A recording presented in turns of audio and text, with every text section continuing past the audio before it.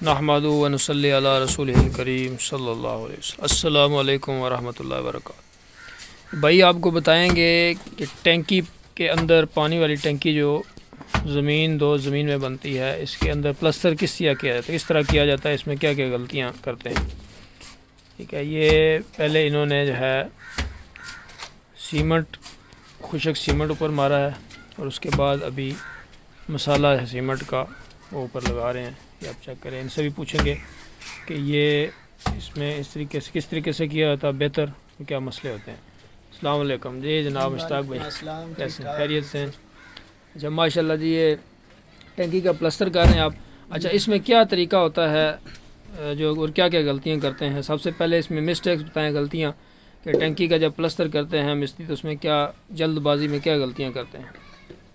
یہ جو پلستر ہوتا ہے نا، تو مستری ایسے چھاپ لگاتے ہیں، تو چھاپ لگا کے بس کانٹی کے ساتھ ایسا کرتے ہیں، ایسا کر کے وہ پھر بھی ساتھ میں گرمالا اپنے ساتھ رکھتے ہیں، وہ ایسے گرمالے کے ساتھ بس بغیر صفائی دے دیتے ہیں۔ ٹھیک ہے، لیکن وہ غاز میں سیدھا نہیں ہوتا، ٹھیک، کیونکہ بعد میں اس میں چپس بھی لگانی ہوتی ہے، صحیح، تو پھر پلستر صحیح نہیں ہوتا، صحیح، تو بعد میں چپس میں مسئلہ ہوتا ہے۔ صحیح، یہ غاز ہے، دیکھو یہ میں نے کیا ہے، صحیح، یہ بالکل غاز میں ہے سیدھا، ٹھیک ہے، نیچے سے اوپر تک ایک اوپر لیول تک میں غاز میں ہے، ٹھیک ہے۔ تو اس میں چپس صحیح پکڑ کرے گی۔ اچھا ٹھیک ہے، یہ گز نہیں استعمال کرتے اور اس کو ویسے ہی کرنڈی سے اندازے سے وہ پلستر کر دیتے ہیں؟ جی بالکل، وہ جو ہے ایسے غاز بھی نہیں لگاتے، تو ایسے بغیر صفائی دے دیتے ہیں گرمالے کے ساتھ بس دے دیتے ہیں، غاز نہیں لگاتے ہو۔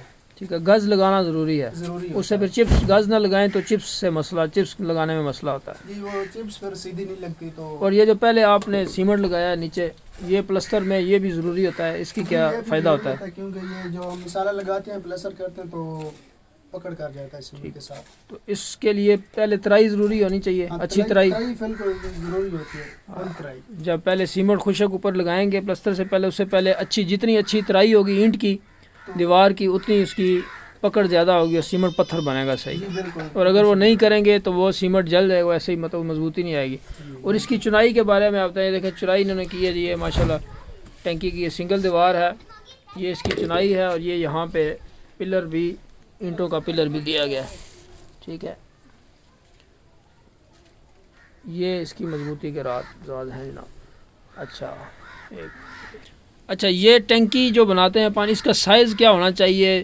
اس میں کیا مسائل آتے ہیں ٹینکی کے سائز میں؟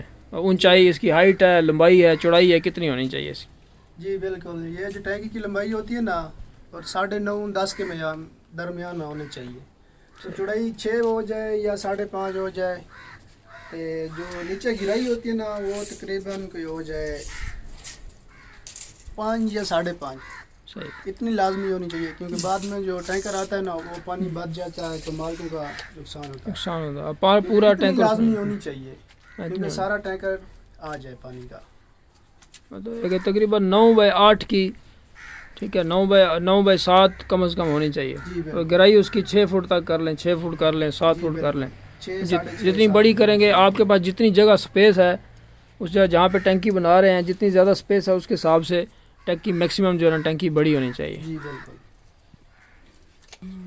میرا خیال ہے کہ آپ کو سمجھ آ گئی ہوگی کہ ٹینکی جو بناتے ہیں گھر کے اندر، پانی والا ٹینک ہے، اس کے اندر کیا کیا مسائل آتے ہیں اور کن چیزوں کے بارے میں معلومات ہونی چاہیے تاکہ بعد میں ان پریشانیوں سے بچا جا سکے۔ خرچہ ایک ہی دفعہ ہوتا ہے، گھر ایک دفعہ بنتا ہے، جب ایک دفعہ ٹینک بن گیا تو دوبارہ آپ اس کو اکھاڑ کے اور اس کو جو ہے نا بڑا کرنا وہ بہت مشکل کام ہے، نقصان بھی ہوتا ہے، پیسے کا بھی نقصان ہوتا ہے اور بلڈنگ کا بھی، اور ٹینشن بھی بنتی ہے بندے۔ تو یہ چیزیں آپ کو سمجھ آ گئی ہوں گی، بہت شکریہ۔ مزید معلوماتی ویڈیوز اور کنسٹرکشن کے حوالے سے، بلڈنگ کے حوالے سے مزید معلومات حاصل کرنے کے لیے چینل کو سبسکرائب کر لیں، لائک کر لیں اور شیئر کر لیں۔